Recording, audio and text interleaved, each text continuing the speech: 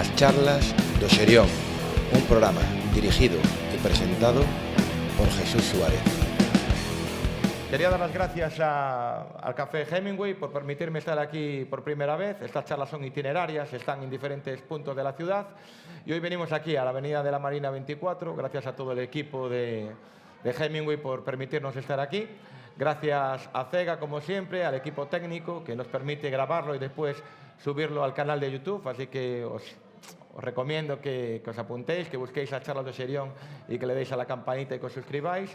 Y muchas gracias a SV Eventos por pues poner toda la parte de logística y hacer que esto pues al final vaya adelante. Hoy para mí pues la verdad es que es emocionante, ¿no? Como deportivista que soy, tener de invitado a una persona que es deportivista, que es coruñés y que fue entrenador del Deportivo durante 2 etapas de su vida. Y para mí es un placer pues tener hoy aquí en Hemingway a Rubén de la Borrera. Gracias, Rubén. Gracias a ti, Jesús, por invitarme. Bueno, pues como siempre a mí me gusta empezar desde los inicios, ¿no? Me gusta pues buscar a ese Rubén, ¿no? A ese niño coruñés. ¿De dónde eres, Rubén? Aquí somos muy de código postal. Yo soy del 15.002, Monte Alto. ¿Tú Yo del 15.008, del Viña. ¿Del Viña? Sí. Sí, señor. ¿Y qué recuerdas de aquella...? ¿Tienes hermanos? Una hermana. Una hermana. Una hermana. Sí. ¿Y cómo era ese Rubén? Ese crío, ¿no? Que andaba por ese el Viña, que de aquella época en nuestros barrios eran zonas, el Viña contra Labañao, el Viña contra Monte Alto. Eso sí que eran partidos duros, ¿no? Esos eran partidos. Esos eran partidos de verdad. Bueno, pues detrás de un balón, yo me recuerdo ya desde bien pequeñito, pues eso, el fútbol siempre ha estado presente, ¿no? Estaba, pues eso, los recuerdos son en la calle, en un primer momento, y después ya pues en alguna escuelita de fútbol, pero todo muy relacionado con el fútbol, ¿no? Con el balón y por ahí comenzamos. Y eras un crío dinámico, pillín. ¿Cómo te definían tus padres? Era buenísimo, era el hijo perfecto, el hijo que toda madre quería tener. Sí. No sé, yo qué sé. Me imagino, ¿no? Como todos, con sus momentos, pero bueno, yo creo que tampoco di mucha guerra. No, o sea, eras el Viña de los buenos. Yo era de los buenos, sí. ¿Dónde estudiaste? Pues mira, pues estudié en el Colegio Iris, estudié en el Obradoiro y estudié en el Puga Ramón, en el instituto. Sí, señor. ¿Y cómo recuerdas aquella época? ¿Buen estudiante? Al principio sí, yo creo que hasta tercero de GB y tal, bien. Cuarto, quinto, también. Cuando había plastilina, ¿no? Primaria, en definitiva bien. Luego eso, recuerdo que cuarto de la ESO fue un curso especial para mí, me gustó. Ahí fue cuando di el cambio, fui al instituto y lo recuerdo como un año en el que me lo pasé especialmente bien. Y bueno, después el bachiller y demás y bueno, era vago. Las cosas las retenía, pero es verdad que lo que dependía del esfuerzo, pues ya se podía complicar un poquito más. ¿Qué eras más, de letras o de números? De letras. De letras. Yo soy de humanidades, de humanidades puras y duras. Letras puras, sí señor. Sí, señor. Y bueno, me estabas comentando, ¿no? De esos niños de aquella época que... Tú eres más joven que yo, pero bueno, las instalaciones no estaban tan desarrolladas como a día de hoy. Éramos mucho de fútbol de barrio, de fútbol de calle. Aquí en las charlas de Xerión somos mucho de eso, de la calle, de lo que se aprendía en la calle. Empiezas a jugar con los amigos y bueno, vi que jugaste en Ural, Orillamar y Victoria. O sea, 3 grandes equipos del fútbol local de esta ciudad. Sí. ¿Cómo llegas allí? Bueno, yo empecé en las escuelas del Ural y en el momento en el que me federo, pues arranco estoy, creo que hasta... creo que no voy a mentir, hasta infantiles de primer año, en donde de ahí salgo a la orilla, de la orilla hago Victoria para volver posteriormente al Ural. Esa es la aventura del Rubén futbolista por aquí, por Coruña. ¿Y de qué jugabas? Bueno, delantero, media punta. Era un 9, un 10, un 11, mentiroso. 9, 10, 11, mentiroso. ¿Buen jugador te considerabas? Bueno, aquí hay gente que puede dar fe de ello. Yo creo que si digo que sí, nadie se va a levantar y se va a ir. Bueno, era rapidito, tenía cierto gol. Bah, no estaba mal. Bueno. No estaba mal. Y bueno, con 18 años, en juveniles, dejas el fútbol. Sí. ¿Por qué? Pues porque, a ver, yo siempre tuve muy claro que el fútbol era mi vida. En un primer momento, pues sí que me imaginaba como jugador, pero después, bueno, por una serie de circunstancias, pues decidí dar un paso al lado. Me desintoxiqué durante un añito de fútbol, pero sin olvidarlo. Y después recuerdo que un par de conversaciones fueron definitivas con gente próxima a mí. Me animaron a arrancar con los cursos de entrenador. A su vez me habían ofrecido la posibilidad de empezar a tener una experiencia con niños pequeños en el Ural. Sí. Y me metí y ya el año siguiente de esa primera experiencia en un equipo, si mal no recuerdo, Benjamín B, arranqué con el nivel 1 de entrenador y fue un no parar. Y mi pregunta es, 18 años, empiezas a entrenar, bueno, si dejas tu año ahí más o menos... No es 18 exactamente, es decir, bueno, si dejo de jugar sí, con sí. 18, 19, 20. pues con 19 y medio arranca todo esto. Ahí un poco cuando tú estás estudiando, Sí. compatibilizas el entreno con el estudio, te centras directamente en el entreno, o qué estabas estudiando en aquel momento, o nada. Yo acabo bachillerato y tras eso, pues sí es verdad que llegó un momento ahí de mi vida en donde yo me planteé pues hacer muchas cosas, ¿no? Desde hacer carrera hasta opositar. Pero la verdad es que tenía tan presente lo del fútbol que eso pues me condiciona o me orienta hacia algo que me permita pues ser eficaz, ¿no? Ir al grano directamente. Es decir, yo no quería, entre comillas, tener la sensación de perder tiempo de mi vida para hacer algo que posteriormente poca o escasa, ¿no?, relación pudiese tener con aquello que realmente me gustaba. Entonces lo que hice fue, arranqué con los cursos de entrenador simultaneándolo con varios trabajos que tuve, que no tenían nada que ver con el fútbol, hasta que posteriormente pues opto por jugármela. Dejo el trabajo y bueno, y en definitiva pues agarro el coche y fue cuando con 24 para 25 años me voy a Zamora. Sí. ¿Y cómo surge la oportunidad de llegar, no me acuerdo el nombre del Al Villaralbo. El Villaralbo. Sí. ¿Cómo surge la oportunidad de que un chico de 24 años, muy joven en el mundo del fútbol, deja su autonomía, como quien dice, deja Galicia? ¿Cómo surge esa oportunidad de ir al Villaralbo y llegar a Zamora? Pues fue curioso, tengo varias anécdotas, dos en concreto, o tres. Bien. La primera es que poco antes de darse la posibilidad, yo me reúno con el presidente de un club de fútbol que por aquel entonces estaba en regional preferente, me quería conocer y en ese momento me confundió con un jugador. Bueno, pues tú imagínate, ¿no?, una persona de 24 claro. años. Yo me imagino que el presidente pues se conocería mi nombre, pero muy probablemente no me pondría cara. Entonces cuando vio a aquel chaval de 24 años llegando a su oficina, pues recuerdo que lo primero que me preguntó fue: ¿tú de qué juegas? Entonces ahí tuve la sensación rápida de, creo que esto todavía, o aquí por lo menos, no va a ser, porque antes de mi llegada a esa entrevista, bueno, en el Ural estuve en varias categorías, después me fui a entrenar al Atlético Arteixo, un año en el juvenil, un año además del que guardo muy buenos recuerdos, y posteriormente me fui al Montañeros, primero como segundo entrenador en el División de Honor, después como entrenador en el Liga Nacional Juvenil. Y en ese periodo, tras esa experiencia como primer entrenador en el Juvenil B del Montañeros, ocurre este encuentro. Y tras ese encuentro, pues sucede que ese fin de semana jugaba el Montañeros contra el Celta B, el Montañeros en Segunda División B, sí, en el campo del Viña. Tenía buen equipo. Había buen equipo, caray, había buen equipo. Ahí creo que estaba de aquella mi mi gran amigo Pablo López, que ahora está con... Sí, seguro. Está con Cristóbal en el Racing de Ferrol, central. Eso es. Central. Eso es. Bueno, pues justo, casualidades de la vida, me llama un amigo de fútbol y me dice que el director deportivo del Villaralbo iba a acudir a ese partido, ¿no? Y que si nos interesaba, pues nos juntaban, tomábamos un café y veíamos el partido juntos.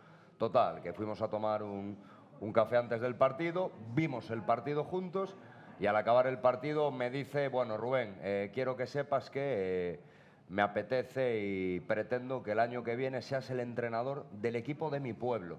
Esas fueron palabras textuales.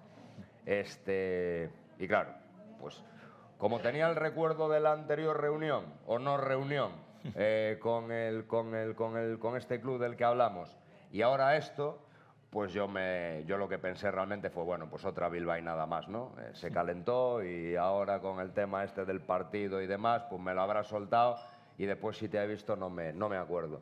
Pero no, pasó una semana y pico, me llamó y me citó en Zamora para conocer las instalaciones, para conocer al presidente, que casualmente también es gallego, y ahí empezó un poquito la cuestión, ahí empezó un poquito la andadura, ¿no? Con 25 me voy de Galicia, me voy para allí, y si luego quieres y te apetece, pues profundizamos porque fue una experiencia religiosa aquello.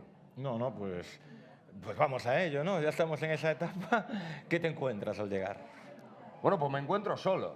Ya, me encuentro y 24 años. Me encuentro solo porque el requisito que se me había puesto en este caso era que el único integrante del cuerpo técnico iba a ser yo. Es decir, que no iba a disponer de segundo entrenador, de preparador físico, de entrenador de porteros, iba a estar yo. Hostia. Y recuerdo que eso no es que me asustara, porque no me asustaba, ¿no? Sino que me preparó para el momento en el que, ok, pues esto va a ser tuyo, ¿no? Y lo tienes que hacer tuyo rápido. Y en ese, no sé qué día, ¿no? No sé si habíamos arrancado la pretemporada o qué, se me vino a la cabeza de nuevo el famoso encuentro con este anterior presidente. Sí. ¿En qué sentido? En el sentido de que yo sentía, bueno, pues tienes una posibilidad que te ofrece alguien en tercera división, ¿vale? En tercera estabas. En tercera división, que no es lo normal, ¿no? Lo habitual. Pues una persona de 24, 25 años, sin pasado como exjugador de élite, ¿no? Y sin experiencia en esas categorías. Y aún encima, pues una persona que no era de la comunidad de Castilla y León, pues ¿qué sentí? Pues un sentimiento de responsabilidad importantísimo, en el sentido de que yo tenía claro que cada día que estuviese ahí iba a ser un bono que yo tenía que renovar para continuar una semana más. Y la siguiente a esta fue precisamente pues los 2 años que allí eché, habiendo jugado de manera consecutiva 2 playoffs de ascenso a Segunda B y habiendo sido finalista el segundo año de la Copa Castilla y León contra el Mirandés, aquel Mirandés famoso que había llegado a semis de Copa del Rey. Sí. Y en esa pues, etapa pudimos eliminar a Salamanca, a Guijuelo, a Zamora, a Real Valladolid, que había hecho ahí un mix entre jugadores de primer equipo y de filial. Es decir, fueron 2 años increíbles. Entonces, esa persona, que es Millán Vieco, ¿no? El director deportivo que a mí me lleva a Villaralbo, pues es una persona a la que yo le debo muchísimo, pero que muchísimo, la vida, deportivamente hablando, porque la apuesta que él hace en su momento por mí, pues entiendo que... Te iba a decir que ninguno, ¿no? Pero eso es mentira, porque hubo uno. No habría muchos pues que confiasen un proyecto como aquel, pues a una persona en ese momento como era yo. Y me hablas de tercera división, jugadores con el culo pelado, ya muchísimos, gente ya supongo, gente joven, pero también gente ya en sus últimas etapas futbolísticas. Sí. Y aparece un chaval coruñés del Viña, 24 años, y ¿cómo es entrar en un vestuario en el cual te tienes que ganar el respeto de unos jugadores, joder, que 30 y pico, 40 a lo mejor? ¿Cómo es eso, Rubén?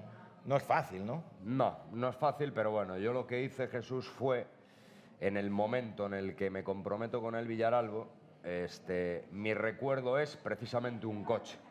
Y yo me dediqué pues a conducir y a recorrer España de arriba abajo. Vi a entrenadores, compartí con ellos muchas cosas y evidentemente pues un aspecto pues que no dejé pasar con ninguno de ellos era precisamente esto que me estás preguntando, ¿no? Pues el impacto que podría tener mi llegada, el hecho de que yo llegase solo y demás. Entonces, bueno, pues en base a preguntar, a escuchar y a su vez que yo antes de esa llamada, ¿no?, para ir a Villaralbo, sí es verdad que era una persona pues muy autodidacta, ¿no? Me gustaba pues compartir con gente, hablar con gente, era muy inquieto y lo sigo siendo. Creo que eso mitigó un poquito el impacto o el vértigo que uno puede sentir al llegar a una situación como esa, ¿no? Y con esas circunstancias. Y realmente no lo sentí, fue algo que no lo sentí, ¿no? El vértigo. Lo que sí sentí, ya te digo, fue responsabilidad. ¿Por qué? Pues porque sí me imaginaba, oye, ¿qué pasa si a mí mañana me comunica el presidente del club que estoy fuera? ¿Qué va a pasar después? Entonces, ese después sí que me asustaba, ¿no? En el sentido de otra vez para atrás, ¿no? Ese salto que has dado, que es importantísimo, pues de nuevo para atrás y hacia dónde te va a llevar otra vez, ¿no? Al fútbol base, que a priori es lo suyo, o hacia dónde. Y afortunadamente salió bien. Entonces sí que me ocupé y me preocupé por llegar lo mejor preparado posible, sabiendo después que el puesto de entrenador es un trabajo artesano, que va de diagnosticar, que va de sentir, que va de oler, que va de comunicar. ¿Y cómo lo hice? Pues hablando muy mucho con ellos, obligándome a que ellos me sintieran seguro acerca de lo que yo les contaba y después que los resultados pues fuesen reforzando todo aquello que íbamos haciendo en el día a día. Es evidente eso. Sí. Y bueno, antes me abrías el melón, abrías ya el siguiente paso, me estabas contando de los éxitos en la Copa de Castilla y León, ¿no? Eliminabais al Guijuelo, supongo que ahí el Guijuelo te pone el foco, ¿no? Porque después te vas al Guijuelo, es así, ¿no? Me voy al Guijuelo. Ahí, en ese momento, antes incluso, ¿no?, de ir a Villaralbo, hay una persona pues importante para mí, que es Chema Aragón, actual director deportivo del Elche, en donde Chema, pues, desde Villaralbo hasta más adelante, es una persona que confiaba y que confió muchísimo en mí. Y él fue seguramente pues clave para que el presidente del Guijuelo en su momento también me diese la oportunidad, ¿no? Porque era un salto pues de categoría, ¿no? Y recuerdo la primera entrevista que tengo con Jorge Hernández, otra persona, expresidente del Guijuelo, del que tengo un recuerdo increíble, el mejor, persona íntegra, futbolera, se conocía a todos los futbolistas de España, de cualquier...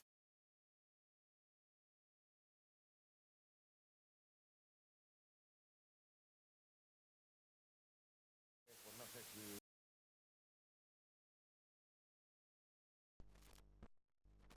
Pero no tenía yo la sensación de que me la fuese a dar, ¿no? Pero pasó el tiempo y efectivamente, y él me fue franco, me dijo, mira, Rubén, yo quiero que vengas para aquí, yo aspiro a que en mi equipo la centre un lateral y la remate el otro, quiero jugar, quiero ser valiente, quiero dar que hablar por nuestra propuesta y demás, y considero que tú nos puedes ayudar. Eso sí, lo que sí no te puedo garantizar es que podamos salir a competir. De aquella el Guijuelo estaba atravesando, bueno, pues unos problemas económicos y tal, y estaba un poco en el aire. Se hizo. Fui para allí, llegamos en pretemporada y bueno, pues costó, ¿no? Esto de incorporar jugadores. Costó. Pero competisteis. Y tanto que competimos, Alcanzáis la promoción de ascenso a Segunda División. Jugamos la promoción de ascenso a Segunda División, quedamos eliminados con el Leganés. Con el Leganés, sí. Habíamos empatado 0-0 en Guijuelo y 1-0 perdido allí. Tuvimos opciones de pasar, porque de aquella el gol fuera de casa valía doble, y recuerdo una clarísima que tuvo Manu Moreira al final, que se fue por 1,5 centímetros. Pero recuerdo de ese año 3 cosas. La primera, que claro, el hecho de que muchos jugadores tardaban en incorporarse, pues hasta bien entrada la pretemporada, pues uno entrenaba con alguno que tenía contrato y sobre todo chicos del filial. Y no es lo mismo pues llenarte de chicos del filial en un club cuya estructura pues es profesional a la del Guijuelo por aquel entonces, ¿no? Y recuerdo que en pretemporada, claro, la dinámica tenía que continuar, ¿no? Y jugábamos amistosos contra el Tordesillas, la Gimnástica Segoviana, es decir, equipos contra los que yo estaba muy habituado a enfrentarme en tercera división con el Villaralbo, y recuerdo en pretemporada, esa pretemporada era mucho. Ibas a Tordesillas y perdías 3-0, ibas a Segovia y te ganaban 4-0. Y yo decía, hostia, Jorge, aquí o firmamos gente o creo que... O bandera blanca. Exactamente. De hecho, habíamos firmado a Javi Moreno, a un pivote que venía del Badalona, mallorquín, que nos vino a ver por primera vez a Segovia. Y tras ese amistoso, me abraza, no nos conocíamos de nada, y me dice, mister, ¿en dónde me he metido?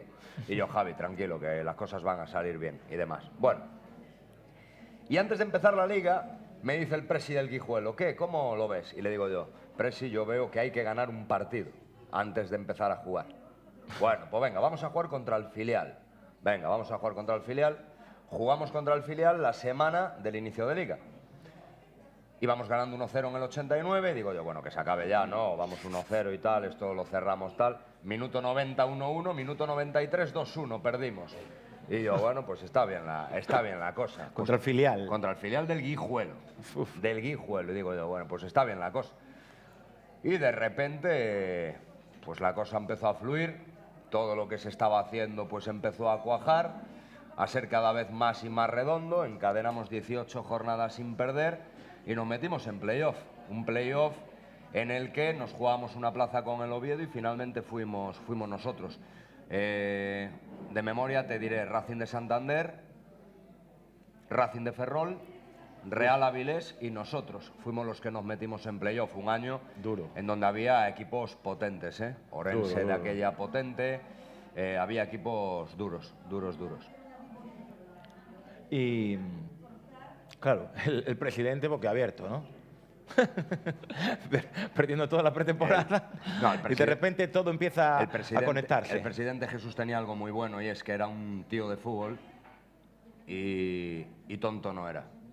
Y sabía lo que se estaba haciendo y él manejaba muy bien el tiempo, los tiempos, los manejaba muy bien. Y él nos regalaba duros a peseta, no los regalaba. Entonces él quería al jugador justo, al precio justo, y más allí que había que ajustar muy mucho la peseta y el euro. Y de hecho, pues mira, para que te hagas una idea, en ese verano firmamos a Rubén Peña, ¿vale? Rubén Peña, Villarreal, Osasuna y tal, que había sido baja en el Real Valladolid y estaba entrenando en el Ávila. Peñitas de Ávila, y estaba entrando en Ávila, y nos tiramos a por él a ver si había alguna posibilidad. Y nos dijo que sí. El otro, que no sé qué. Chuchi, que había estado en el Real Unión sin mucho protagonismo, vino. Pues entonces se fueron dando una serie de circunstancias. Incorporamos a Ángel Martínez, que había estado también por aquí, por Coruña, en el filial, en el Fabril. Y bueno, y fuimos haciendo ahí una cosita maja hasta que finalmente, pues eso, un temporadón increíble. Y bueno, pasa un par de temporadas, acaba el proyecto Guijuelo, pasas por Valladolid Promesas, vuelves a Guijuelo de nuevo, te vuelven a llamar y empieza, viendo el sello que dejaste en la Comunidad Autónoma de León, ¿no? Apuesta por ti la Cultu. Llegas a la Cultu, un proyecto potente, ¿no? En principio. Bueno, estaba yo en el Guijuelo, la segunda etapa. Yo del Valladolid, que no me la quiero saltar tampoco, fue una etapa feliz. ¿Sí? Feliz, pues sí, muy feliz, porque ese fue el primer año en donde yo tuve contacto real con el mundo profesional, ¿no? De aquella, en el staff del primer equipo estaba Rubi de Míster, además con Rubi yo pude compartir muchos momentos y en el club, pues eso, con Braulio, con Domingo Catoira, bueno, pues con Cata, es decir, sí, bueno, al final había mucha ahí. interacción, había tal, y fue un año muy productivo para mí, de mucho aprendizaje. Y total, a lo que voy, el segundo año en Guijuelo, la segunda etapa, pues no sé qué mes sería, recibo una llamada, era Roberto Lave, actual director de fútbol de la Real Sociedad, y me habla un poquito pues del mundo Aspire, ¿no? De lo que allí hay, de lo que allí quieren y demás, pero sin orientarme la conversación a un sitio en concreto. Simplemente, bueno, pues me contó un poquito desde lo que se pretendía hacer desde Qatar. Nos emplazamos a una segunda conversación En esa segunda conversación sí que se le puso ya nombre y apellido a las cosas, era la Cultural Leonesa. Un tercer momento en donde yo viajo a Doha, a Qatar, para entrevistarme con Iván Bravo, que es el director general de la Academia Aspire, y allí pues decidimos dar el paso. Decidimos dar el paso y así se produce pues la llegada mía a León. Y claro, esa cultu es una cultu de récords. Perdisteis solo 4 partidos en toda la temporada. Eso es un espectáculo. Esa fue, si tú me dices, dibújame la temporada ideal en una tercera categoría, para diferenciarla, ¿no? Primera red, segunda B, en una tercera categoría, pues me saldría esa, ¿no? El récord de puntos histórico de la categoría, récord de goles a favor, segundo equipo menos goleado, campeones de liga. En Copa del Rey jugamos contra el Madrid, el ascenso lo logramos en el playoff contra el Barça B y la fase de campeones fue contra el Lorca. Es decir, un año en donde, además del ascenso y demás, entre Copa del Rey, Liga y la fase de ascenso, el playoff, le ganamos a los primeros clasificados del resto de grupos, al Albacete en Copa, te lo diré, al Lorca en la fase de campeones y Albacete, Lorca, y me dejo uno, bueno, y el tema del Barça B, que fue campeón en su grupo. Y esa, bueno, ese es tu gran éxito, bueno, en aquel momento era tu gran éxito por plantarte con un equipo en el fútbol profesional y en segunda división. Me imagino que para ti es pensar, ¡guau! Lo he conseguido, ¿no? He llegado. Sí, ¿sabes lo que pasa? Que eso después yo creo que me pudo llegar a condicionar, porque a mí me pasaron las cosas muy, muy rápido, muy, muy rápido. ¿Qué años tenías ahí? Pues mira, yo con 25 me voy a Zamora, claro. Con 28, 29 ocurre todo esto de Guijuelo y con 32 años ascendemos a segunda. Sí. Y con 33 para 34 me voy a San Sebastián, a la Real en primera. Es decir, y me ha ocurrido tantas cosas tan rápido que a día de hoy, luego ya volvemos atrás, a día de hoy, claro, la gente pues se sorprende por el tipo de decisiones pues que he tomado a lo largo de mi vida, porque pues eso, ¿no? Y en el fútbol no existen las reglas de 3, ¿no? Si este entrenador con 32 está en segunda, si con 33, 34 está tal, pues a priori no, a uno se le presupone una trayectoria. Entonces te digo eso para vinculártelo al famoso tema de la edad, que en Villaralbo sí fue condicionante, pues porque se hablaba mucho, ¿no? Joven, no sé qué, si será bueno o menos bueno el hecho de que tengas la edad que tienes. A mí creo que la edad siempre fue un factor que me ha ayudado. En León, el año del ascenso con 32, pues sí, dio que hablar evidentemente por la edad. Y ahora yo creo que tampoco es un condicionante que influya claramente, porque vemos gente pues incluso más joven que están en la élite, ¿no? En la primera división, en países potentes.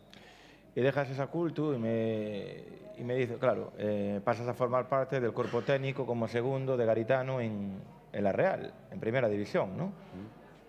¿Cómo? Pues Roberto Olave, ¿llegas ahí también? A mí me llama el club, me llama Roberto Olave y bueno, me expone la idea que tenía de club, y yo realmente lo que menos pensaba era en el perfil de entrenador del primer equipo, ¿no? Me daba igual que fuese de una manera, que fuese de otra, ¿no?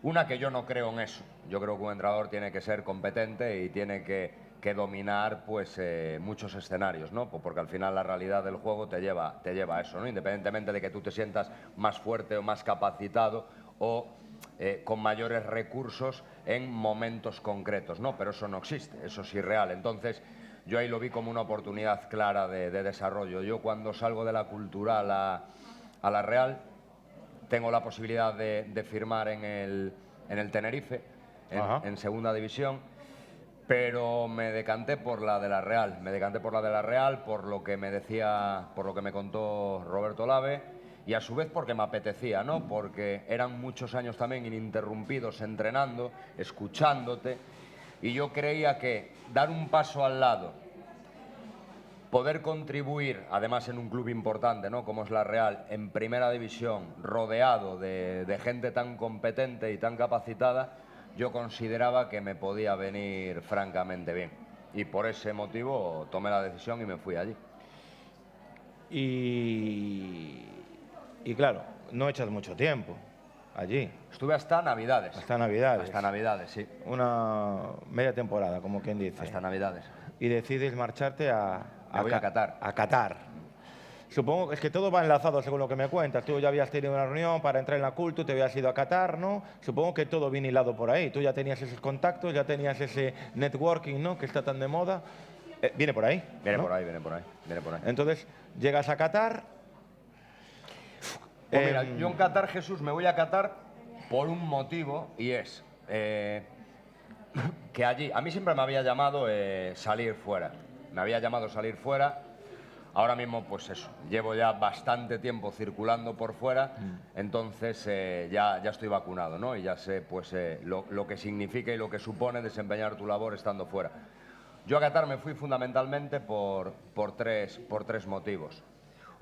Una, porque una persona importante que confía en mí es la que me llama. Dos, yo le expongo a la Real Sociedad los motivos que me llevan a tomar esa decisión y me entienden, a pesar de que la Real Sociedad pretendía que yo continuase. Poder ejercer y desempeñar mi labor en inglés, que creo que eso, pues, una, te iba a obligar seguro, y dos, a espabilar sí o sí, y sí. Cuatro, que iba a tener la posibilidad de entrenar a futbolistas muy importantes en momentos de su vida y de su carrera especiales.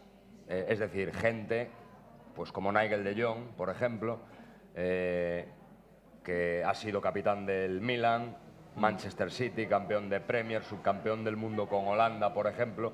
Ese perfil de jugador que no tiene necesidad o que viene siendo sometido durante muchísimos años a la mayor de las exigencias, pues cómo gestionas un vestuario tan heterogéneo como esos, ¿no? Y creo que eso me iba a dar vestuario y me iba a empapar precisamente de algo que en los vestuarios de alto rendimiento yo me iba a encontrar, ¿no?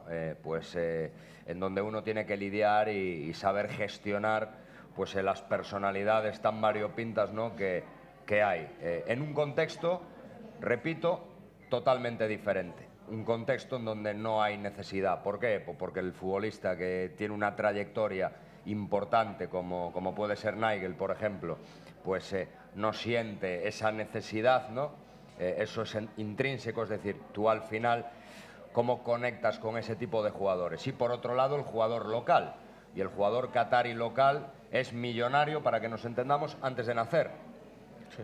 En un país pues que culturalmente el hábito no es el que tú te encuentras en Europa, ¿no? Entonces, claro, ser tú o ser en un porcentaje elevado tú, perdiendo la menor esencia posible, en un país extranjero, en un idioma que no es el tuyo y relacionándote pues con gente diferente, ¿no?, a lo que estabas acostumbrado, a mí me iba a curtir y yo solo busqué. ¿Y por qué lo busqué? Pues porque yo quiero aspirar a lo máximo y por tanto tuve la opción de poder optar a esta serie de experiencias y considero que esas experiencias a mí me iban a reportar experiencias que desde otro lado o en otro lugar yo no tendría seguro.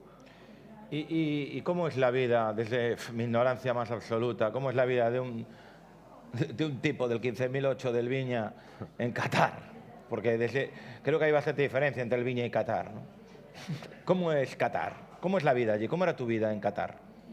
Bueno, eso es Walt Disney. Walt Disney. Eso es Walt Disney. Es Walt Disney. Qatar es Walt Disney en el sentido de que, claro, tú vas pues habituado, ¿no? O vas pues con una mochila llena de experiencias. Esas experiencias son anteriores, son en España, son en categorías importantes y demás, y allí pues hay cosas de esas, pero en un lugar en donde tienes que adaptarte sí o sí. Yo creo que ese fue el primer lugar que me obligó precisamente a un requisito, a una característica que toda persona, en este caso entrenador, tiene que tener, ¿no? Y es la capacidad de adaptación. Eso es fundamental, es decir, uno allí no puede hacer las cosas de la misma manera que lo haría pues en otro sitio. Es decir, lo que Rubén hacía en la Cultural, pues, o en el Guijuelo, en Qatar sería impensable, imposible. Por ejemplo, ¿el qué? Pues, por ejemplo, estructurarlo todo tanto, pretender entrenar aspectos que en España sí entreno, pero allí había que hacerlo, pero engañando un poquito más salvaje, a la gente. Es No más salvaje, pero es.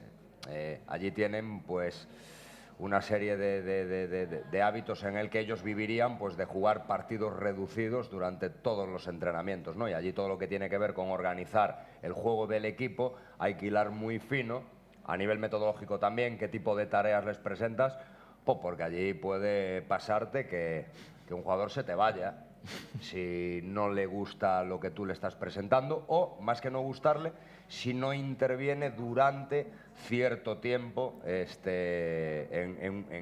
algo en concreto, ¿no? Entonces, claro, pues toda esa serie de cuestiones, claro, a mí ya no me van a tener que explicar que eso puede existir, que yo lo he vivido y yo he tenido que gestionar eso. ¿Y cómo es la vida de Rubén fuera del fútbol en Qatar? Pues mira, a nivel familiar un espectáculo, eso es verdad, porque ahí tienes alternativas de ocio, A todo tren es aquello. A ver, hay de todo, Jesús, hay de todo. No, a mí me llama la atención como lo que se vende como Qatar, pero no sé si hay una diferencia en Qatar, hay una diferencia de clases muy elevada, es decir... Sí, lo que pasa es que a ti no te van a mostrar la cara B. No, a ti no te la mostraban. A ti no te la van a mostrar. ¿Y a ti? La puedes ver. ¿Tú la veías? Si vas con los ojos abiertos, la puedes ver. Bueno, yo no la voy a ver entonces. Pero es difícil que eso pase. Es difícil que eso pase. Es difícil que eso pase, Jesús. Es difícil que eso pase porque allí te metes en una espiral que yo entiendo, pues eso, la gente que tiene la oportunidad de entrar en esos mercados y tener continuidad, pues se vive bien. ¿Por qué? Pues porque la presión es totalmente diferente, la responsabilidad creo que depende de una, y yo intervengo y quiero funcionar, esté aquí, allá o en el más allá, pero allí como que lo tienes que llevar diferente, y después que económicamente, eso es otra realidad, pues estás bien pagado, esa es la realidad. Entonces, pues es un mercado apetecible, ¿no? Y lo que es muy, muy fácil es precisamente llegar allí y desconectarte de lo que realmente a mí me apasiona, ¿no? Y es el juego, es el entrenamiento, es el día a día. Entonces, bueno, fueron 2 temporadas chulas. Fuera del campo, fuera del entrenamiento, mi día a día o mi rutina era totalmente diferente a cualquier otra experiencia que te pueda comentar. Si a mi mujer le preguntas, ¿volverías a Qatar? Ya estaría allí esperándome, eso 100%. Sí. Eso 100%, sí, seguro. Sí, porque eso es. ¿Tienes críos? Eso es Walt Disney, tengo 2 niñas, sí. Fueron a Sí, Qatar. entonces eso ¿Cómo llevaban ellas esa experiencia? Bien, eso era fantástico. a la mayor le encantó y la pequeña era demasiado pequeña. La pequeña hizo el primer año en Doha, precisamente su primer cumpleaños fue en Doha, es decir, nació en San Sebastián en la semana de un Real Sociedad-Barça y el primer año lo cumplió en Qatar. Y te iba a preguntar, al final eres muy trotamundos del mundo del fútbol. ¿Qué tal lo lleva la familia? Ya la directa, incluso la indirecta, ¿no? Tus padres, tu hermana, tus sobrinos, supongo que tendrás, ¿no? ¿Cómo se lleva eso?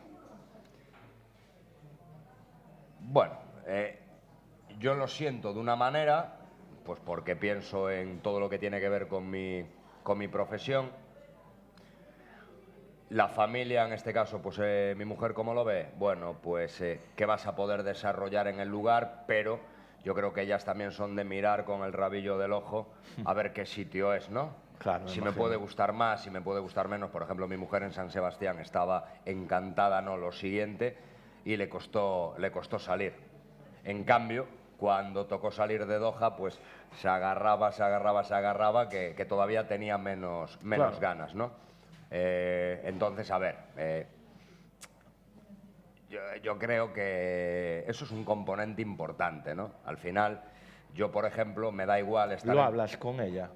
Sí, lo Cuando hablo. te llega una oportunidad, por ejemplo, estabas en Doha Sí. y te tocó ir a Rumanía. Sí.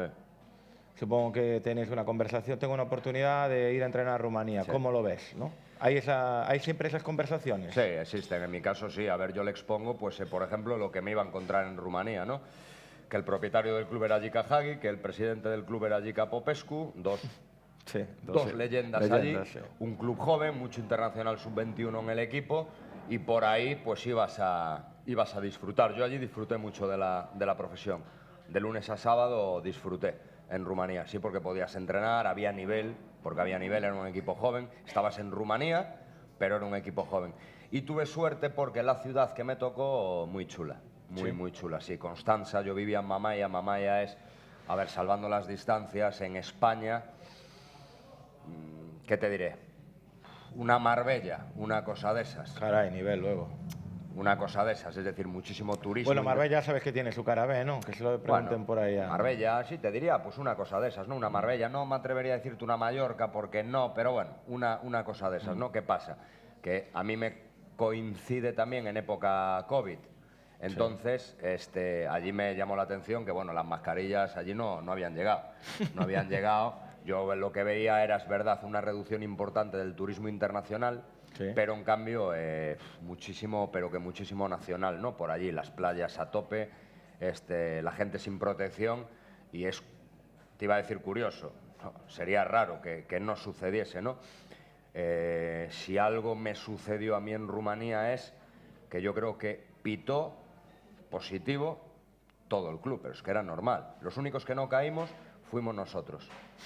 Las personas que me acompañaron a mí allí y yo. El resto... Igual no estaban ni vacunados, a lo mejor. No sé, allí fue positivo todo el mundo. De hecho, yo recuerdo partidos de ir con 5 o 6 jugadores de primer equipo. Allí no hubiese un caso Fuenlabrada, allí no existe eso, ¿no? Allí no existe. No existe allí. Un Fuenlabrote no hay. Allí, un Romanote no hay, ¿no? Allí nada. Allí jueguen. Y recuerdo un partido en concreto... todo Dios tosiendo, ¿no, Rubén? Todo Dios tosiendo, no. Yo tenía a 8 jugadores con unos síntomas evidentes de estar hasta arriba de COVID. Hasta arriba. Dios. Y veías que en el calentamiento, pues a la gente ya le costaba. Y yo decía, a ver qué va a salir de aquí hoy. Porque era competir y no deja de ser primera división. Son partidos exigentes en donde tú en este caso pues te ves muy limitado, claro que sí. Y hombre, presidente Jica Hagi, ¿no? Director deportivo, Jica Popescu. ¿Cómo es trabajar con ellos? ¿Tienes buen trato actualmente con ellos? Sí. ¿Cómo es trabajar con... Bueno, tú llegas allí, claro, son dos leyendas del mundo del fútbol. Ya no solo rumano, sino mundial. Pues mira, cercanos. El primer mes me lo pasé desayunando y cenando con ellos y con el staff, ¿no? Y yo disfrutaba muchísimo eso, ¿no? Disfrutaba muchísimo eso pues porque cuando no te hablaban de uno, te hablaban del otro, cuando no te hablaban del otro, te hablaban de cómo les fue en un sitio, en el otro, de entrenadores, de compañeros, de miles de experiencias, ¿no? Y además, justo estando en Vitorul allí, pues la FIFA había sacado los 100 históricos, los 100 mejores futbolistas de la historia. Jica Hagi estaba ahí en uno de esos puestos. Y Jica tiene un hotel en Mamaia, Yaki, buen hotel, por cierto, que ahí es donde viví el primer mes y pico, en donde tiene una canchita ahí de fútbol y tal muy maja, en donde los míticos de la generación del 94, los Radio Choyu, esta gente, Galca y demás, pues se juntaban allí y hacían sus pachangas, sus pachangas. Qué maravilla, ¿no? Sus pachangas, sí, y lo pasamos muy bien, porque te encontrabas de repente pues a Dumitrescu, a toda esta gente, pues que tú veías, yo qué sé, el primer recuerdo del Mundial que yo tengo es precisamente el de Estados Unidos. ¿Kostadinov estaba? ¿Kostadinov? No, Kostadinov búlgaro, no. Ah, es verdad, pero no allí romano. tenías a míticos, tenías a Galca, tenías a Ilie, tenías a Belovedicci, tenías a todos, ¿no? Y claro, yo el primer recuerdo que tengo como espectador de un Mundial fue precisamente el de Estados Unidos. Y en Estados Unidos, pues Rumanía lo hizo francamente bien, ¿no? Sí, muy bien. Claro, entonces los estaba viendo, ¿no? Los estaba viendo aquí, teniendo aquí, y me iba por un lado al 94, pero por otro lado, pues estabas compartiendo con ellos de manera ¿Pero todos vivían asidua. allí o veraneaban allí? No, lo que pasa es que eran muy amigos todos, y a ver, había mucha gente que se desplazaba, y ellos lo tenían montado de tal manera que prácticamente todos los martes muchos de ellos se juntaban allí para echar la pachanga, sí. Oh, qué maravilla. Bueno, y estás en Rumanía y llega el momento deportivista, ¿no? Por primera ref, COVID, Fernando Vázquez es cesado y te llaman. ¿Quién te llama? Pues estando en Rumanía, antes de que te diga quién me llame, está por aquí, a lo quien me mejor. llama puede que esté por aquí. Antes de quién me llama,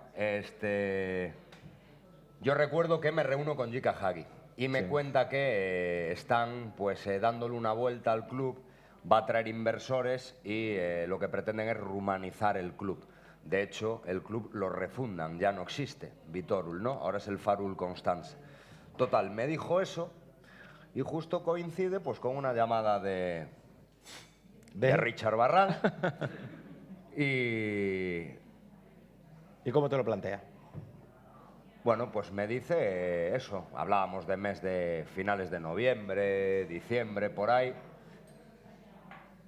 De a ver qué podía ser, qué podía pasar. Y claro, yo venía de escuchar lo de la famosa rumanización del club. Claro. Y de repente me llama Richard y me viene con la posibilidad de llevar la blanquiazul y dije yo, bueno, me ha venido Dios a ver. Me ha venido Dios a ver. Eso fue lo primero que pensé. Total, llego a Coruña, nos juntamos y finalmente se produjo. Llegas al club, el club estaba atravesando pues, un momento muy irregular, de verdad una competición muy compleja en aquel momento donde los 4, después era muy fácil jugar el descenso de categoría porque se iba a construir una nueva competición. Llegas, los primeros 5 partidos no conseguimos ganar. Tú, ahí, ¿qué se te pasa por tu cabeza? Con toda la presión que se vive y que sabemos que se vive en el Depor y en aquel Depor. Bueno, 2 cosas. Bueno, te diría más, pero bueno. Dime. Una fundamental. Lo primero, lo que sentí fue que el mayor condicionante que yo tenía en ese momento era el propio sistema de competición. Es decir, que no era una liga regular. No era una liga regular. De hecho, tengo clarísimo que si fuese una liga regular y por la tendencia del equipo, porque se fue recuperando gente por el camino y demás, estoy convencido de que hubiésemos peleado el ascenso seguro. De hecho, si el partido que le ganamos aquí al Zamora nos hubiese permitido jugar esa segunda fase, estoy convencido de que habríamos estado ahí. Pero por el propio sistema de competición, ahí luchabas por 2 cosas, ¿no? O ascendías o luchabas por permanecer. Esa es la realidad. Entonces era una lucha contra reloj. Era una lucha contra reloj en el momento también que el segundo factor que claramente limitaba, había varios futbolistas que no estaban disponibles. No estaban disponibles. De hecho, yo tengo el recuerdo de la primera semana antes de ir a Salamanca, estar entrenando en un campo, acabar, dar un paseo y en el otro campo pues encontrarte a los Celso Borges, a los Micu, a los Diego Roland, etc. Es decir, que nosotros decíamos, hostia, resulta que los que nos van a ascender están entrenando en el otro campo y no están disponibles. Entonces, claro, en un sistema de competición regular, pues esas vicisitudes de infortunios, de ausencias y demás, bueno, pues las puedes ir gestionando de una manera. Ahí eran partidos a vida o muerte y perder un punto era sinónimo de que se te pudiese escapar el objetivo de manera considerable.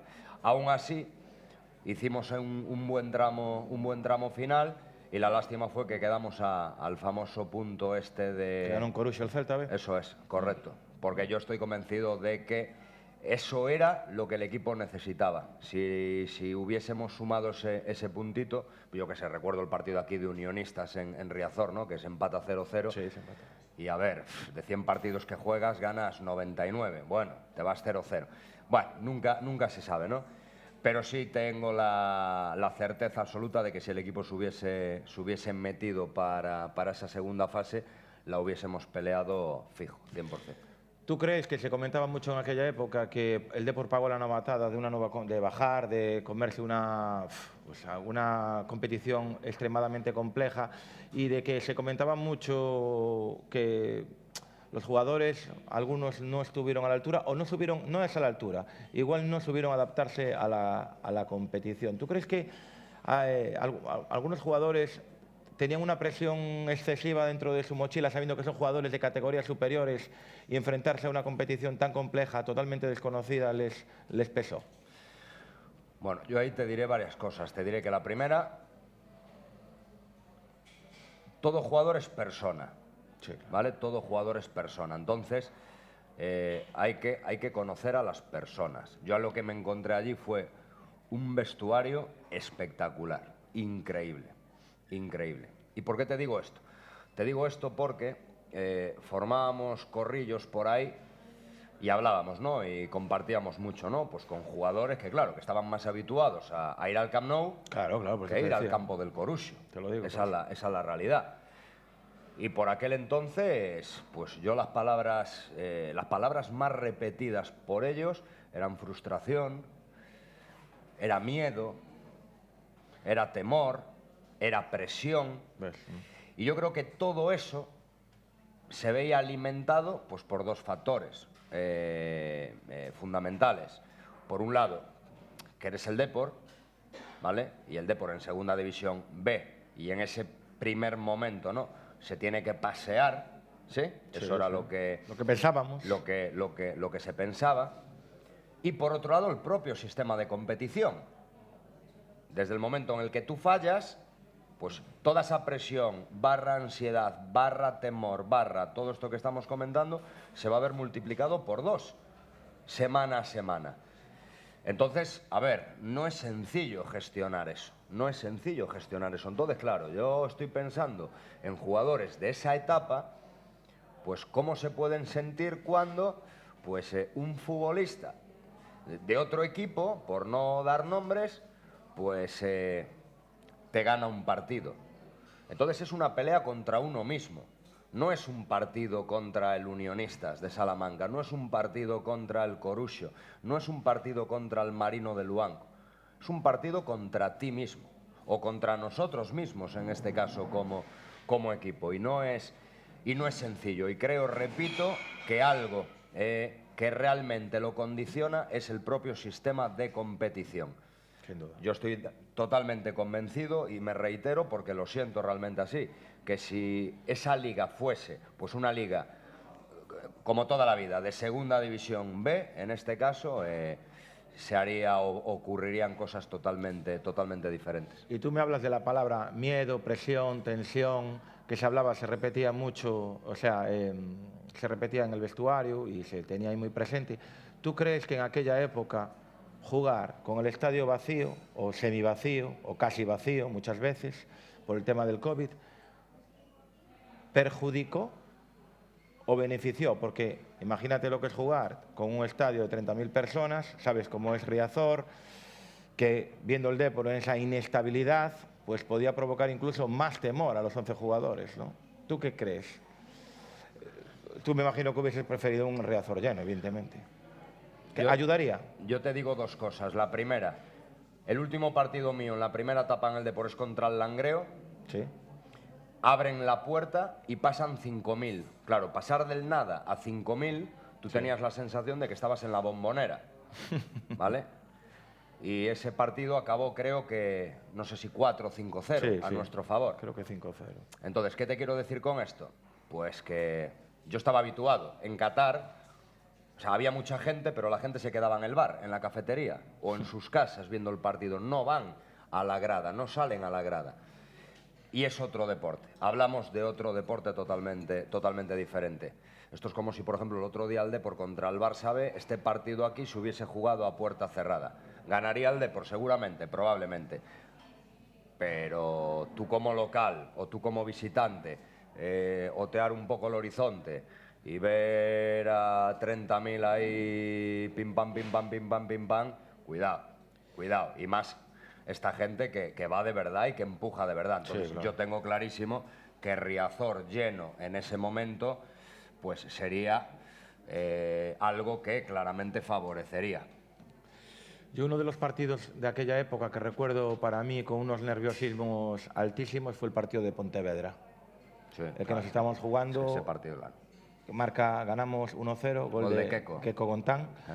Para mí fue de los últimos que recuerdo, de estos importantes, pero para mí eso era...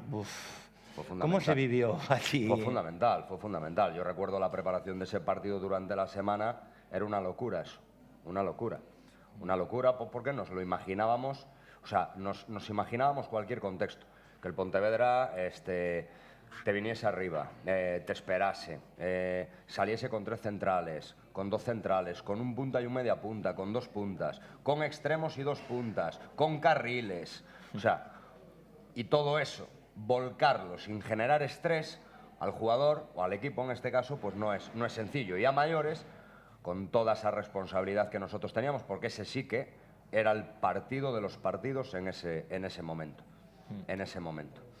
Para mí fue tenso. Yo estaba ahí, estábamos ahí viéndolo y fue tenso. Y bueno, acaba esa temporada y acaba la primera etapa de Rubén en el Depor. ¿Por qué acaba? ¿Porque no cumples objetivos? ¿Porque tampoco me imagino que en aquel momento tú... No, ahí supuestamente sí que le puedo poner nombre a las cosas, bien, ¿no? Yo ahí pues hablo con el club. Claro, imagínate, yo, coruñés, deportivista, en el Depor... ¿Y gilipollas? No, gilipollas después. Vale. De aquella no era gilipollas. Vale. Que bueno, que por lo que hice creo que sí, que un poquito también, pero bueno, vale. Creo que sí. Vale. Yo tengo amistad con Luis Helguera. Tengo amistad con Luis Helguera, director deportivo de Las Palmas, viene y me quería... y quería verse conmigo. Entonces te estaba diciendo que no era gilipollas, pero sí era gilipollas. ¿Por qué? Porque quedé con él. Sí. Y lo que haría, pues prácticamente todo hijo de vecinos, no comunicar nada y no darle importancia. Pero yo lo que no quería era que alguien me viese con él y se pensase algo que no iba a ser. Entonces yo cogí y lo comuniqué al club, que venía Luis Helguera y que iba a hablar con él. Que si eso podía originar malestar, que me lo dijeran, pues porque le diría a una persona con el que tengo relación personal, oye, que no. Sí. Que no. O si nos vemos, pues cogemos un avión y nos vamos a Malta, ¿vale? Sí. Entonces, bueno, me dio luz verde el club, me lo permitió. Ahí eximo de toda responsabilidad, evidentemente, a Richard, exactamente. Sí, ¿Qué dijo Richard? Luis llamó a Richard para decirle que íbamos a tomar café.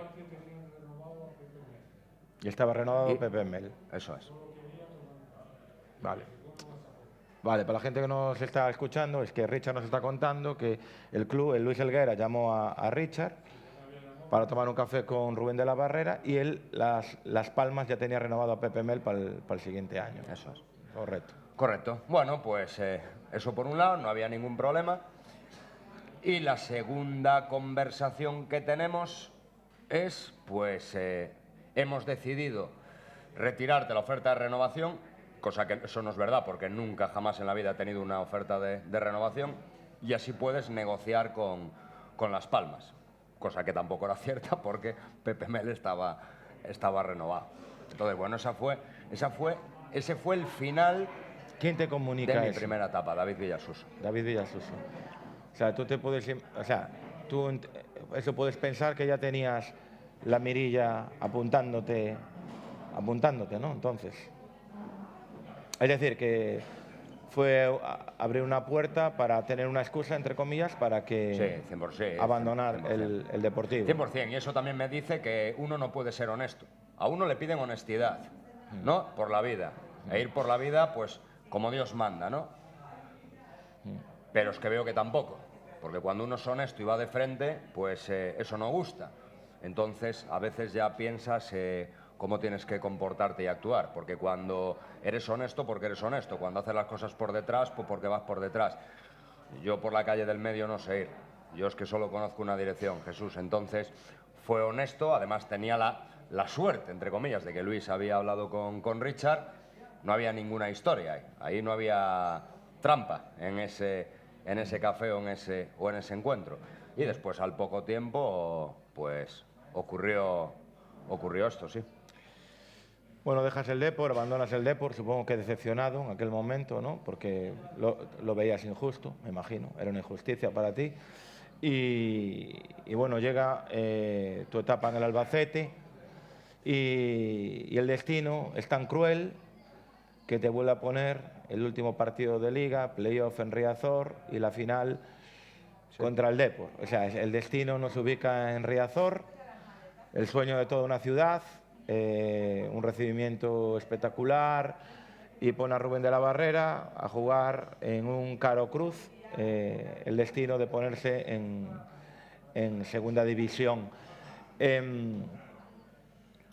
Tú cuando sabes ¿qué pasa por tu cabeza cuando dices, Dios, nos la jugamos aquí?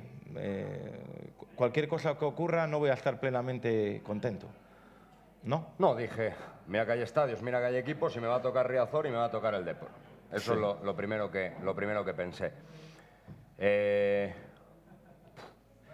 A ver,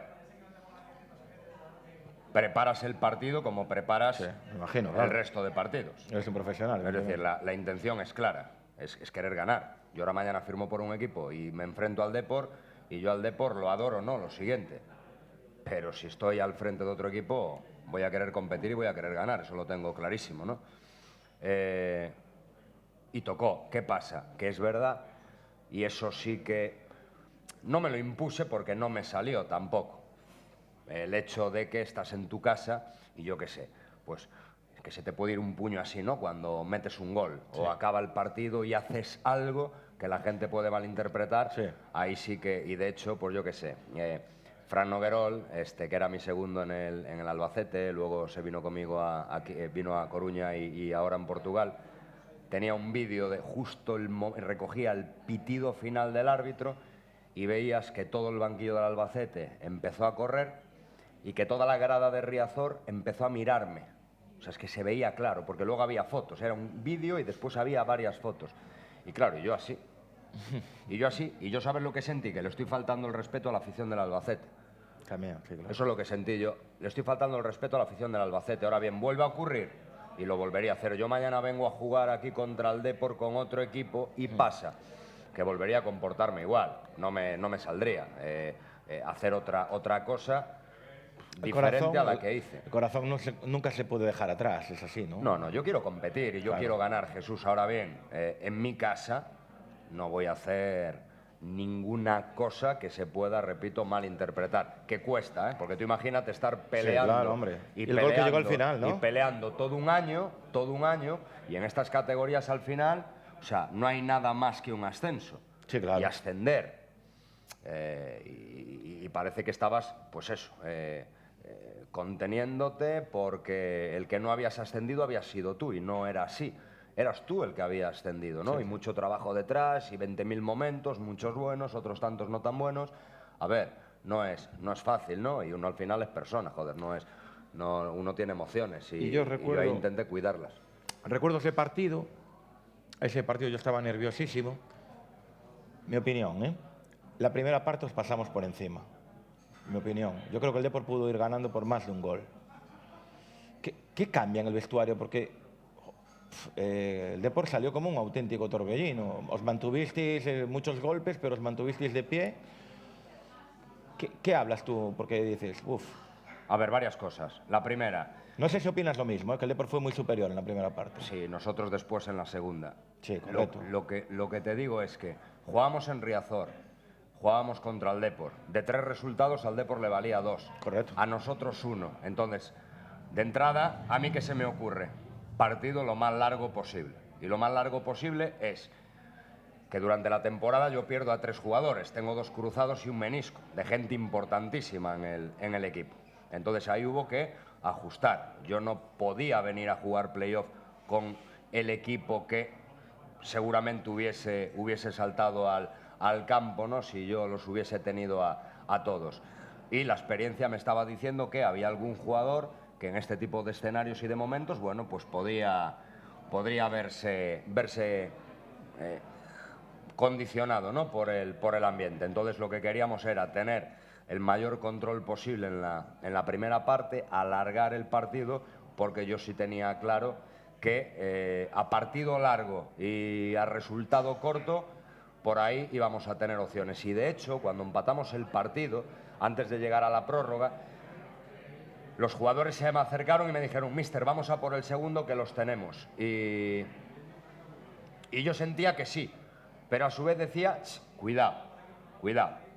Yo era consciente también de mis fortalezas y de mis debilidades, y yo no le quería permitir al Depor correr, porque si el Depor me corre, ya no es cuestión de que me pueda hacer un segundo gol o no, es cuestión de que Riazor pues se me medio envalentone, despierta, sí. Y eso a mí me vuelva otra vez o me obliga a perder terreno, ¿no? El terreno que gano en la segunda parte, volverlo a perder. Entonces, a ver, nos la jugamos ahí, y en la prórroga, pues eso, a intentar eso, control, gestión, desgaste en ellos, y sabiendo que vamos a tener una o dos, ahí sí tener la capacidad y el acierto para meter el gol.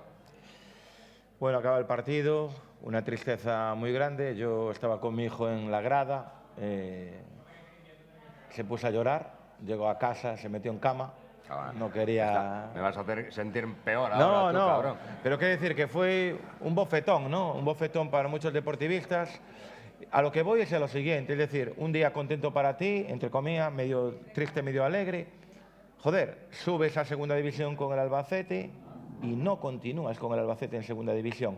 Mi pregunta, que siempre me andaba rondando la cabeza, es: ¿tú ya estabas cesado antes de acabar el partido? ¿Cesado? Pregunto. Yo tenía contrato. Pero es que lo que no entiendo es cómo un hombre que consigue, Rubén, que consigue el éxito de Albacete, que es ponerse en segunda división, no es el entrenador del Albacete en segunda. A mí no me cuadraba, digo, estaba cesado ya. A ver, yo tenía contrato. Lo que Rubén se encuentra en Albacete, pues es también una situación heredada, ¿no? El año anterior el Albacete pierde la categoría. Sí. Ahí había mucho desencanto y mucho desarraigo entre propiedad y ciudad. Y de hecho el primer partido nuestro en primera ref con el Albacete es con el Castellón. Los dos clubes acababan de perder la categoría. Y en ese primer partido nosotros le ganamos al Castellón 3-1. Y en ese primer día, ya había pues el sonido de viento. Pero sonido de viento, ¿por qué? Pues por todo lo que venía de atrás. Entonces todo eso se fue generando una espiral a lo largo del año, pues incómoda. Y a mí lo que realmente me llamó la atención es la capacidad y la personalidad que tenía el equipo para competir, bueno, bajo un escenario que no... Qué hostil. A ver, tampoco es hostil, pero bueno, que no facilitaba en según qué... Un poco como el Valladolid este año, momentos. segundo. El Valladolid, que no facilitaban según qué momentos y tal. Y yo en el mes de febrero hablo con el director general y con Alfonso Serrano y les digo, bueno, es probable que cuando ascendamos, porque vamos a ascender, salgamos porque en una categoría nueva, en caso de ascenso, a priori uno va a perder más que ganar. Seguro. Y en vez de ser la jornada 1, va a ser la jornada 39. ¿Me explico? Sí. Es decir, va a ser la jornada 39 y creo que eso no va a ser bueno ni para mí ni para vosotros. Y yo con el Albacete y con la gente que gestiona y la gente responsable del Albacete tengo una relación buenísima, pero buenísima es buenísima. Y yo tenía contrato y evidentemente ellos querían que continuase y yo quería continuar, pero no quería embarrar todo ese trabajo que posibilitó el ascenso y a su vez no quería que eso pudiese generar desgaste con la gente con la que yo estaba en el día a día. Es decir, Jesús, te lo digo claro, ¿qué persona en su sano juicio va a dejar un equipo que acaba de ascender de categoría? Claro. Pues yo lo hice. Muy honesto. Yo lo hice y tenía contrato, ¿eh? Y Claro, tenía es que a mí me rondaba en la... la cabeza, digo yo, igual Rubén ya estaba cesado ya de antes de ese partido, sabía que estaba, igual, por eso tampoco, bueno, aparte del Deportivo, su alegría también era porque sabía que su destino no estaba en segunda división. Supongo que es alguien que no me lo preguntaría yo, se lo preguntaría a mucha gente, a todo el mundo de Coruña le extrañó esa decisión. No sé, aquí yo creo que no lo sabíamos. Tenía contrato y la decisión la tenía yo clara desde el mes de febrero, aproximadamente, febrero-marzo. Y una pregunta que seguramente que nos ronda mucho el deportivistas. ¿Quiénes ya estaban al objetivo del Albacete? Sí. Sí. Sí. ¿Se sabía que si subía al Albacete la apuesta iba a ser Quiles? No, yo lo que sí que te digo es que con Quiles yo hablo en el momento en el que él está en el Recre, ¿no? Creo que estaba Sí, en el sí. Recre, sí. Yo hablo con él para llevármelo al Albacete y él decide finalmente venir a Coruña. Venir a Coruña, sí. Todo lo que ocurre con Quiles después, ahí yo no te puedo ayudar, no tengo ni idea. Yo sí te digo que con Quiles hablo para que viniese a Albacete con nosotros ese año, sí. Bueno, acaba esa temporada y vuelve la segunda temporada, la segunda oportunidad, la segunda vez que llegas al Depor. El Depor, pues un desastre entre comillas. Óscar Cano no encaja dentro del perfil deportivista, la gente no entiende su forma de hablar, su forma de expresarse, su forma de entender el fútbol, no encaja bien. Se cesa y te vuelven a contactar. ¿Quién te contacta? Villasuso, de nuevo. Villasuso. ¿Y cómo es esa, después de esa primera llamada, que, bueno, la primera toma de contacto, que es para cesarte, la primera vez cuando tú no lo entiendes, cómo es esa charla? ¿Cordial? ¿Le echas en cara aquel momento? ¿No? ¿No se habla de ese tema? Para volver, porque supongo que para volver tienes que fiarte de las personas que te llaman, me imagino. No tomas una decisión, aunque sea muy deportivo. Tú estás un poco pues, dolido, ¿no?, con aquella situación. Yo de mi padre, en paz descanse Jesús, una de las enseñanzas que me ha dejado es que el rencor es de mediocres. Y yo no me considero ningún mediocre. Tú podrás estar de acuerdo conmigo, menos de acuerdo conmigo, pero no soy mediocre, no soy ningún mediocre. Y para mí los rencores y todo este tipo de gilipolleces, y esto ya me sale a mí, las dejas atrás. Me gustan cero. Entonces, si te digo que el rencor está en el cajón, hablo con él como si me hubiese llamado por primera vez. Faltaría más. ¿Y cómo te tomas esa vuelta? Cuando te dan la oportunidad. Con una ilusión bárbara. Lo primero que siento es saber si soy capaz de devolver lo que he quitado. Esa es la primera sensación que tengo cuando firmo el contrato. Y llegas al Depor, a ese Depor, y supongo que lo que me comentaste al principio, ¿no? Y supongo que tú lo llevas muy grabado contigo, ¿no? A ti te dieron una oportunidad sin conocerte, ¿no? De nuevo, apostaron por ti arriesgando y llegas tú a Coruña. Hay un chaval cadete o juvenil de primer año de vacaciones y lo decides llamar para entrenar contigo. ¿Por qué? ¿Por qué haces eso con Mella? A ver, yo cuando llego aquí por segunda vez, pues en mi mente está el tener continuidad, ¿no? Y esa continuidad, a su vez, pues me obligaba a impactar a corto plazo, pero también a sembrar de cara al medio plazo, ¿no? Y en este caso, pues con David, lo que pensaba era, bueno, tengo aquí un margen de tiempo para conocerlo mejor, porque al final a un futbolista, cuando realmente lo conoces es cuando lo tienes contigo, ¿no? En el día a día. Y por otro lado, a él darle la posibilidad y el espacio también, bueno, pues de ir entrando y de tener dinámica, ir sintiéndose en primer equipo, ¿no? Y a mí, de David, me llamó fundamentalmente la atención una cosa desde el primer momento, y es que el chico estaba con los ojos así y las orejas asado, ¿no? Preguntaba, venía, quería, para aquí, para allá. Y su debut, en este caso, pues se produce en el mejor de los momentos, ¿no? Un partido contra el Algeciras redondo, en donde sustituye a Jeremai, que también venía de haber hecho de las suyas, ¿no?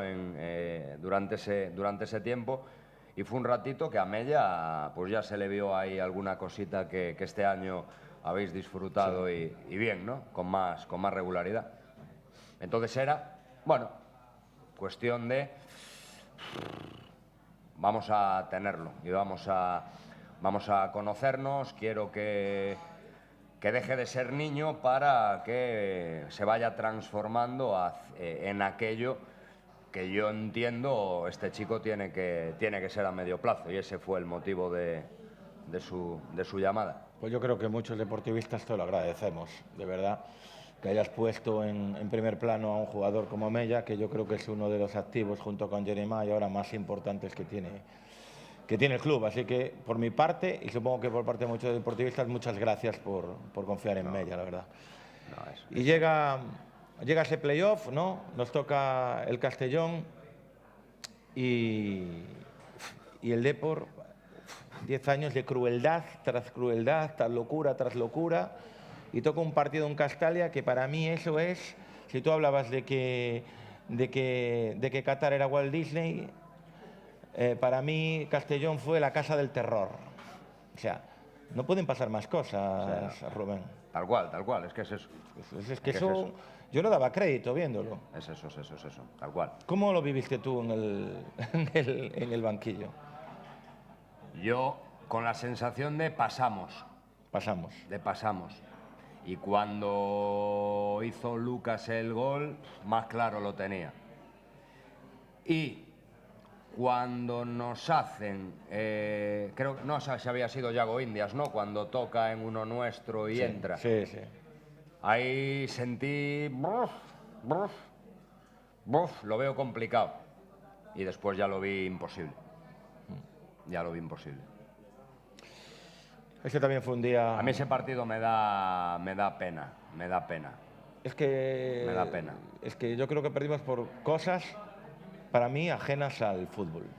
Bueno, a mí ese partido me da pena. Me da pena como deportivista, como entrenador, haberlo vivido y después que haya gente que lo haya pasado tan mal, ¿no? A raíz de eso. Ian llegó muy hecho polvo, supongo, ¿no? Sí, normal. Le pasó factura después. Seguramente, ¿no? Seguramente. A veces decimos, ¿no? Que los futbolistas, bueno, pues tales situaciones están en el sueldo, ¿no? Se suele decir. Yo lo siento mucho, pero con eso no estoy para nada de acuerdo.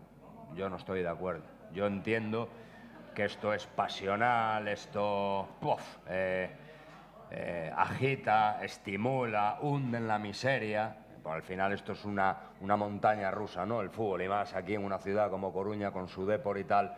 Hostia, subes, bajas, unos loopings espectaculares, ¿no? Para todos los lados te llevan. Pero a ver, yo creo que hay líneas rojas, ¿me explico? Es decir, a mí me puede gustar más una persona, menos cómo desempeña su labor. Puedo hablar de la actuación de un jugador, de otro, faltaría más, ¿no? Aquí la libertad de expresión y de opinión faltaría más, eso es indiscutible. Pero después yo creo que hay unas líneas rojas que hay que tener cuidado, ¿no? ¿Por qué? Porque hablamos de que hay personas, de que son personas, y que esas personas, a su vez, hay otras tantas a su alrededor que también lo sufren y lo padecen, ¿no? Y a mí me da especial pena el hecho, pues, de un tío de Coruña, deportivista como él, independientemente, repito, a ti te podrá gustar más Rubén, menos Rubén, más Macay, menos Macay, más Lucas, menos Lucas, más Alex Bergantiños, menos Alex Bergantiños, pero hay unas líneas rojas que creo que son delicadas. Delicadas y eso hace, pues, que las personas no lo pasen bien, ¿no? Y su familia, sobre todo, porque nosotros, dentro de lo que cabe, pues estamos curtidos, ¿no? En mil batallas y tal, pero no es fácil y no es sencillo, y menos que te ocurra en tu casa.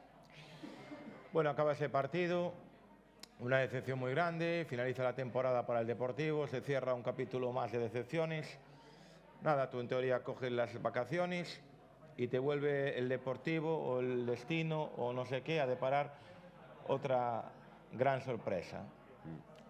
Ya sabes que aquí surgió mucho el tema de Betanzos es peligroso. No, hasta ese momento no.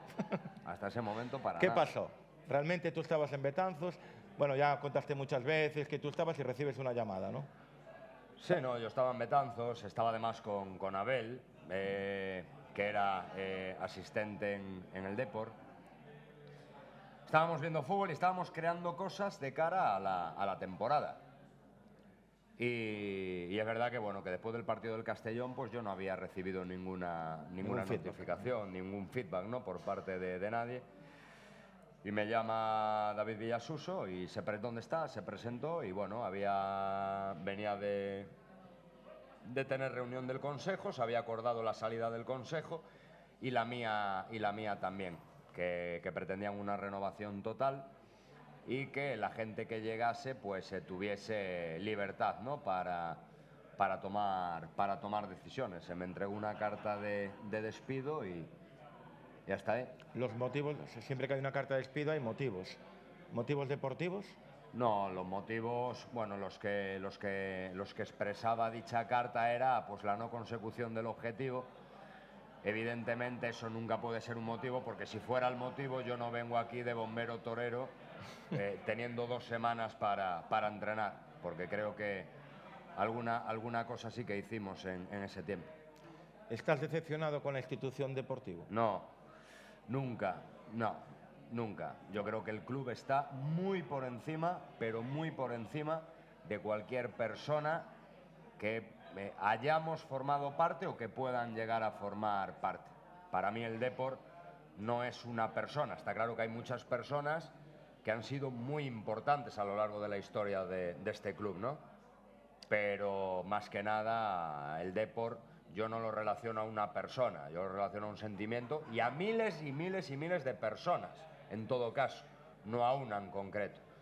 Y eso está muy por encima de entrenadores, de jugadores, de presidentes y de todo eso. Entonces, yo al Depor nunca le guardo, antes hablamos de los famosos rencores, para nada, nunca le guardaré rencor. De hecho, hablando de rencores, pues alguien hizo la bufanda esta famosa, ¿no? del deportivista y gilipollas. Eso lo sigo siendo, evidentemente, eso no ha cambiado.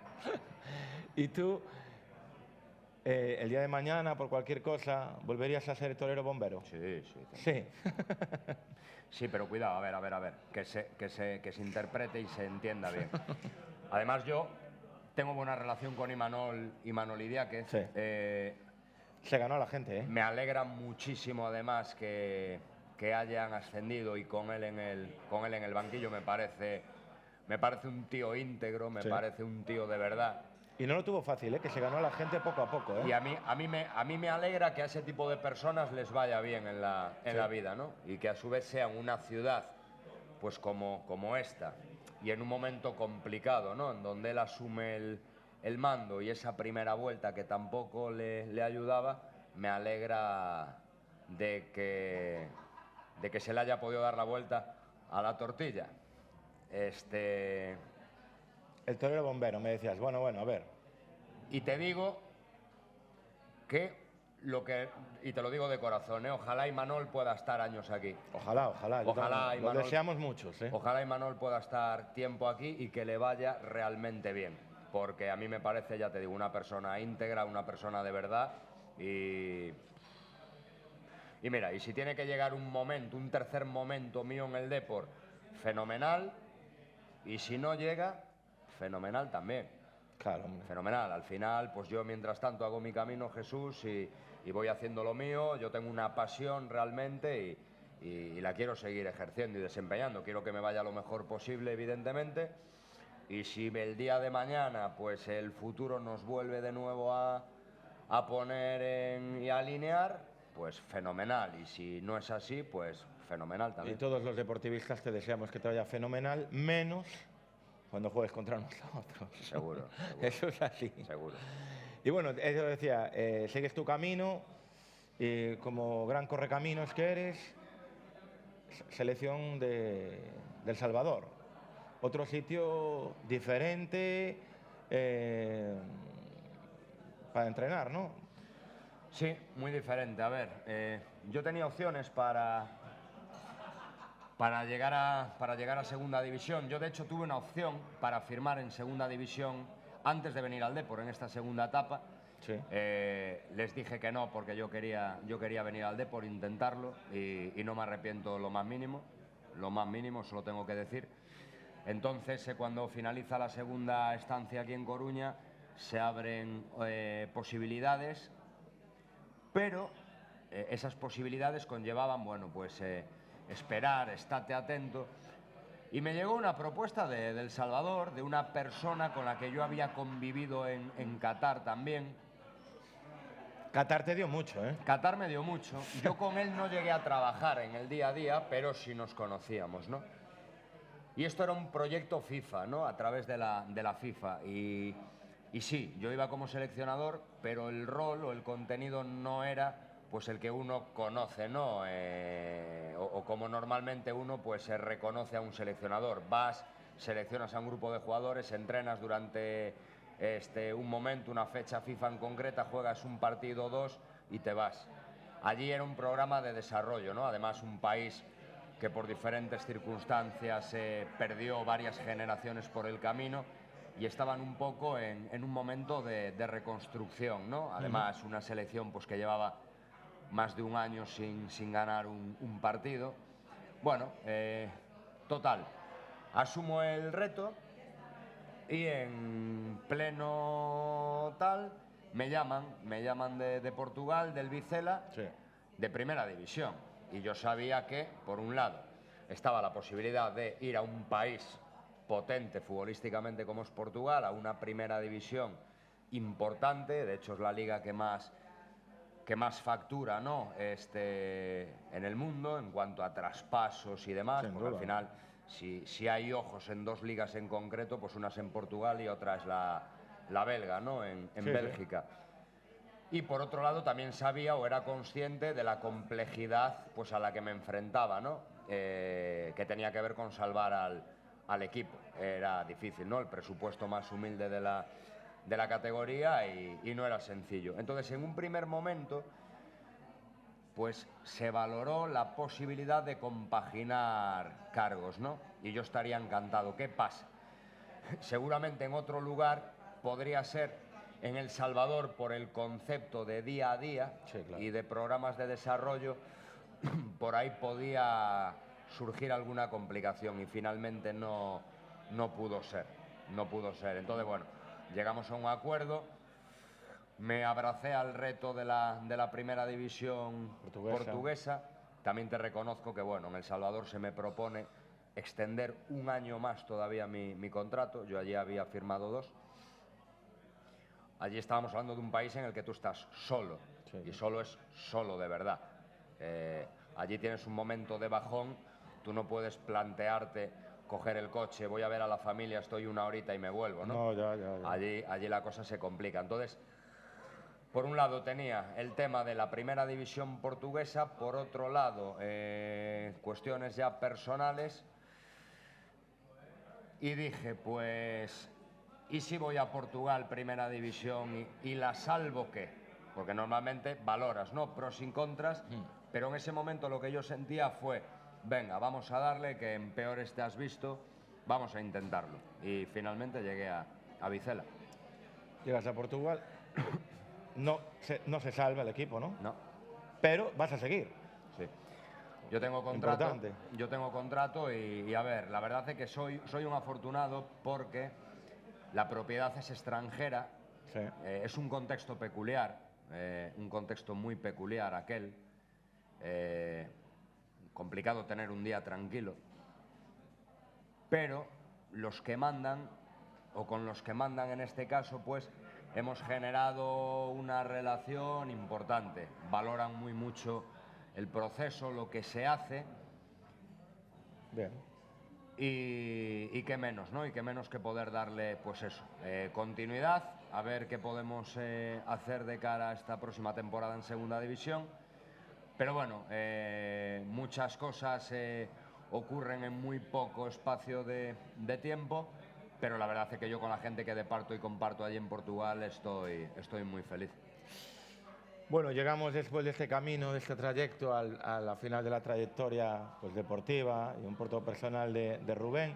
Y siempre me gusta, estamos llegando al final, me gusta acabar estas charlas cambiando el concepto, volviendo al mundo Coruña, al mundo coruñés, que es lo que nos acaba juntando a gente coruñesa, ¿no? Que tiene historias que contar, que tiene mundo, que lo comparte con la gente que estamos aquí.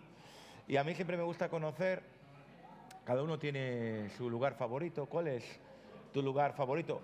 Cuando estás aquí, cuando el tiempo te lo permite, las vacaciones, el trabajo. ¿Cuál es para Rubén de la Barrera su lugar preferido? Cuando se lo quiere pasar bien, o cuando quiere estar con la familia, o sinceramente cuando quiere pensar. Tengo varios, Jesús, tengo varios. Pero lo que más me gusta en Coruña es, yo qué sé, aparcar el coche en donde cuadre y empezar a pasear sin rumbo fijo.